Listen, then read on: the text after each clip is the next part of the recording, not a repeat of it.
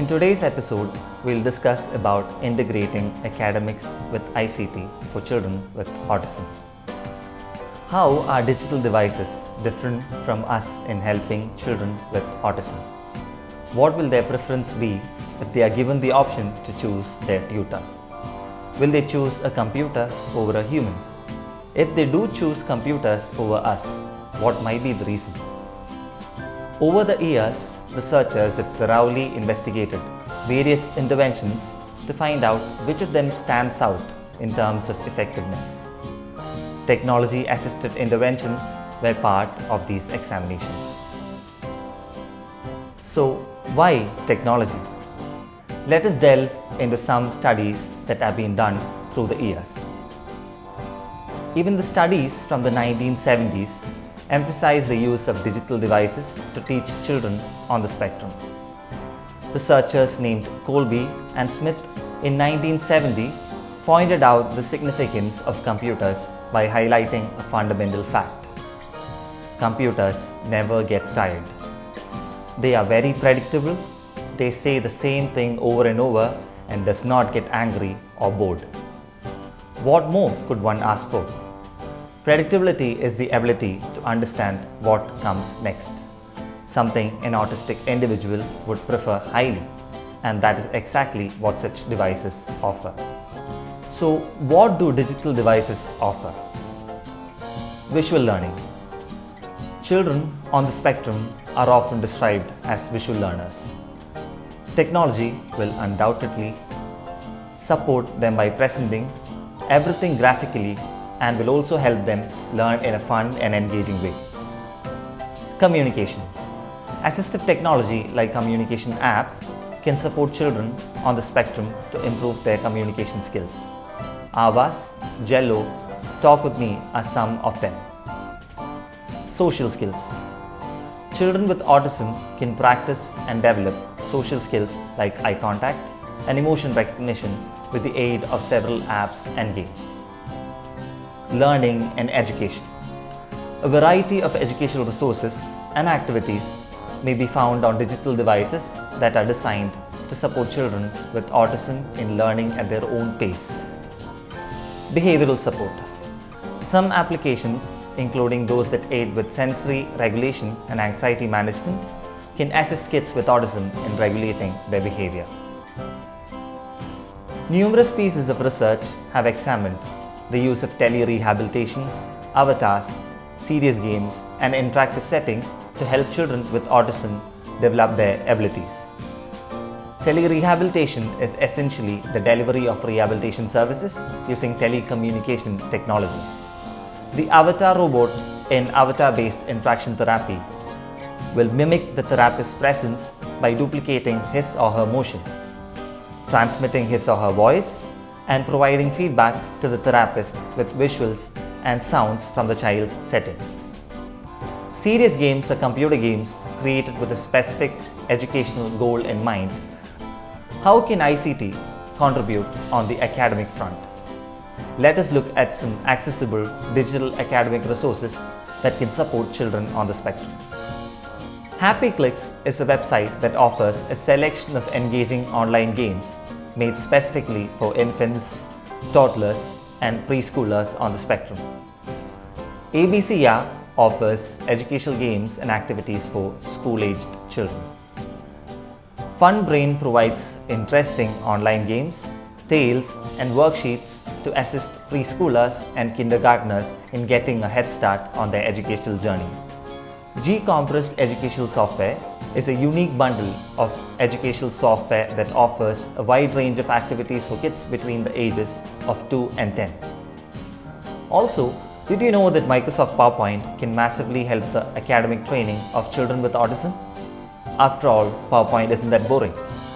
Let us see how educators can use PowerPoint to develop academic games for children with autism. So this is a demonstration to produce an easily creatable as well as playable academic game.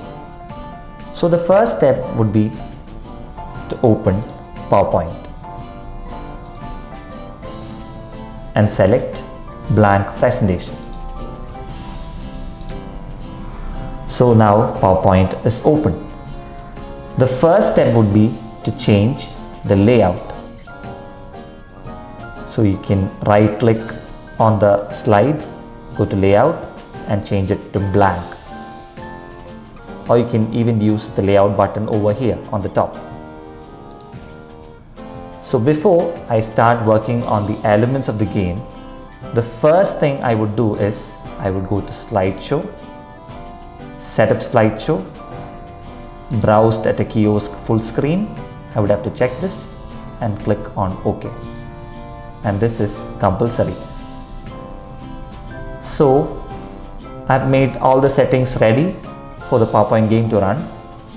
Now I've got to start adding the elements to this. So since we are planning to make a counting game, I'm going to name it so. So to add a title to this, I'm going to go to Insert, I'll go to Word Art and I'll add a word box.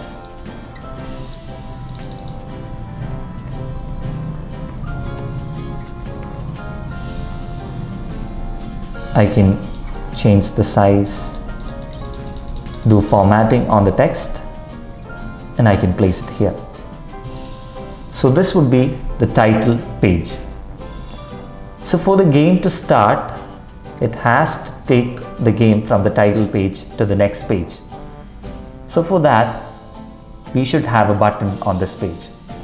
To add a button, you can go to Insert, Shapes, and I'm going to add this arrow onto this slide.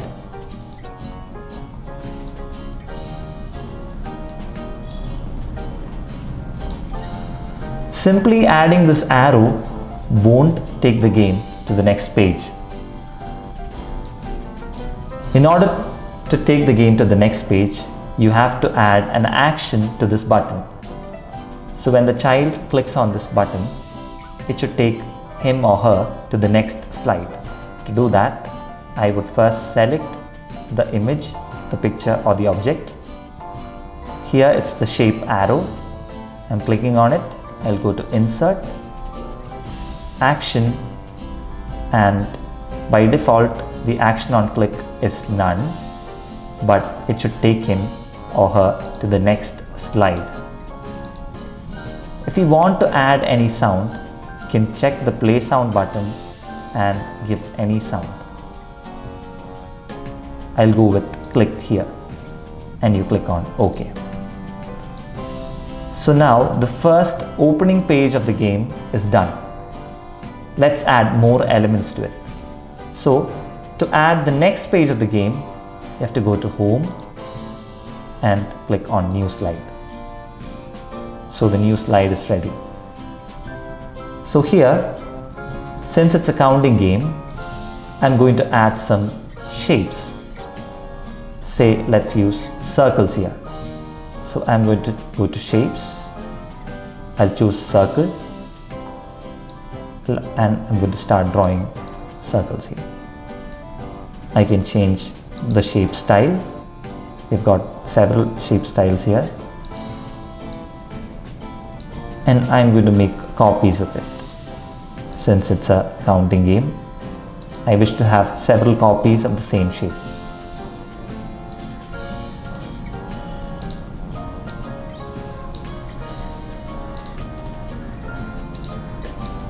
Okay, we'll go with 4 shapes here.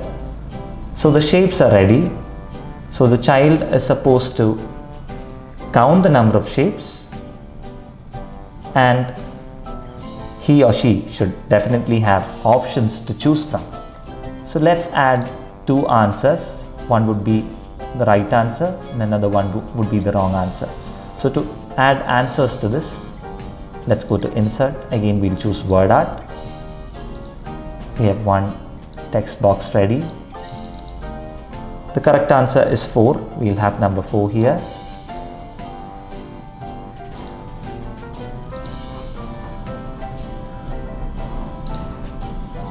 We'll go to Insert again, Word Art. We'll add another number which would be the wrong answer.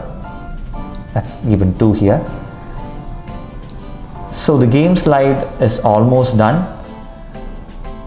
but if the child clicks on 4, it should take them to a slide which says, "Good job, you've done well." And when the child clicks on number 2, it should take them to a slide which would say, "Oops, you've got to try again." So now let's add those two slides after slide 1 and 2. So I'll go to Home, I'll click on New Slide once, again one more time so that I get 2 more slides. So I'm planning to have the "Good job" written on slide number 3. So I've selected slide 3. I'm going to insert word art,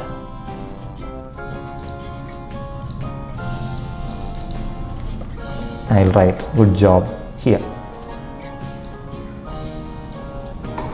and on slide 4 I'll add another word art which would say, "Oops, try again."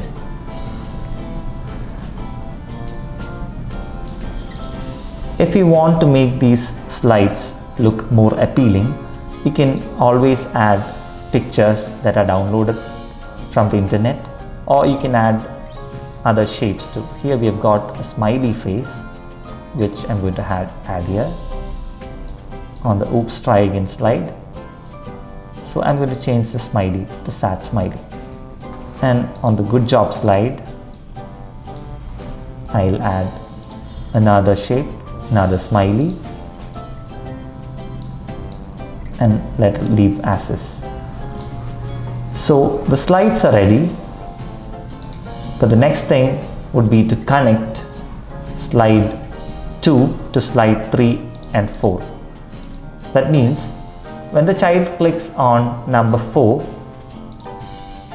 it should take him or her to slide 3, since that's the correct answer. And when the child clicks on number 2, it should take him or her to slide 4. So to do that, we again have to apply action settings here.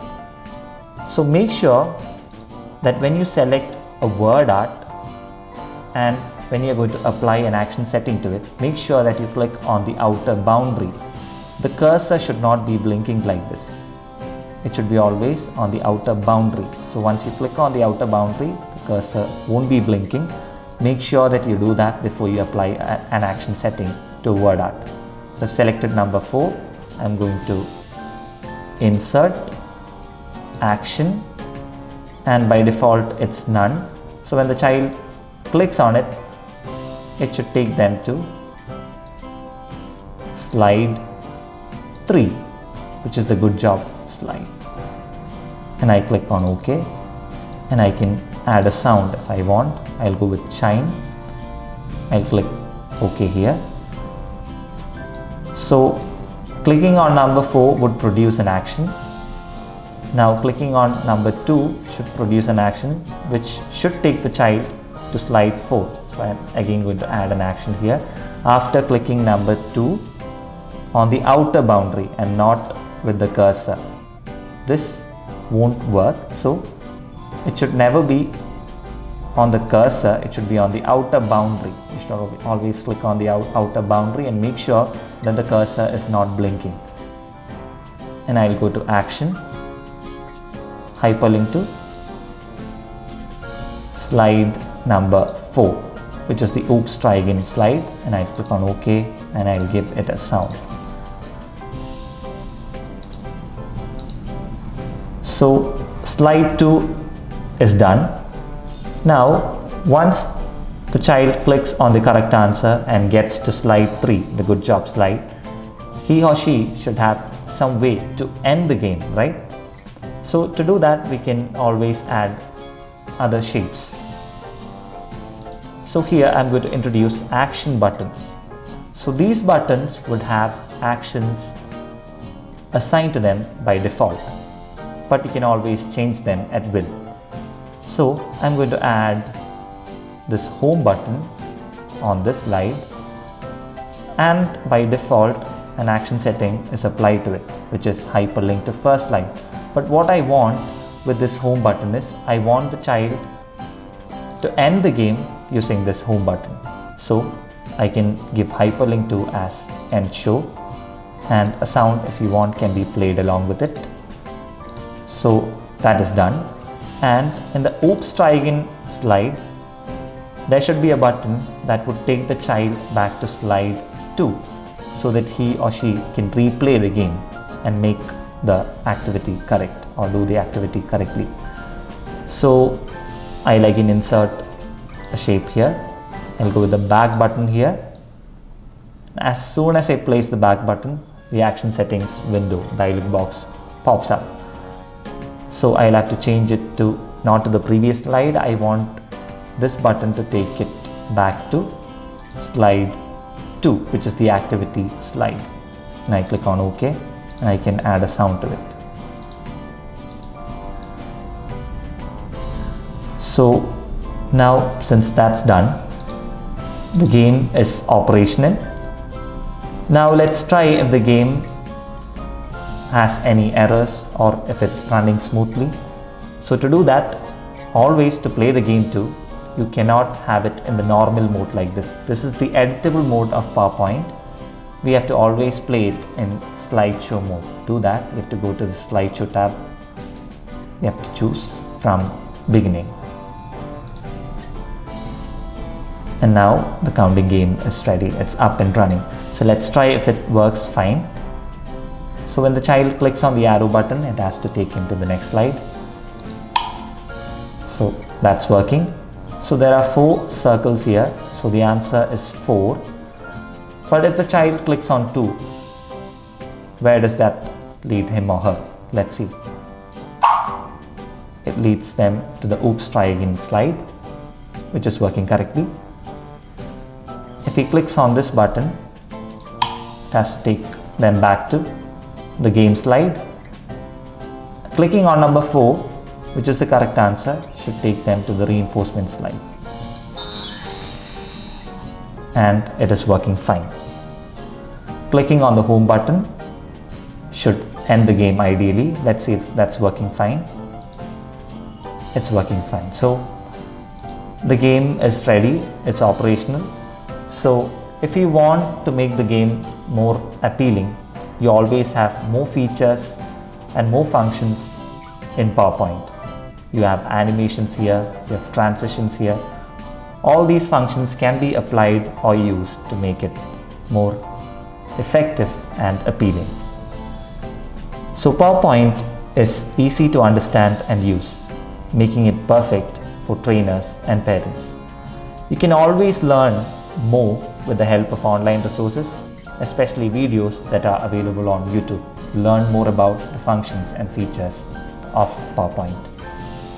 Children and young people on the autism spectrum typically display higher levels of motivation and greater focus while using technology. They may, however, lack the executive function to regulate their own technology usage and as a result may require assistance with appropriate use.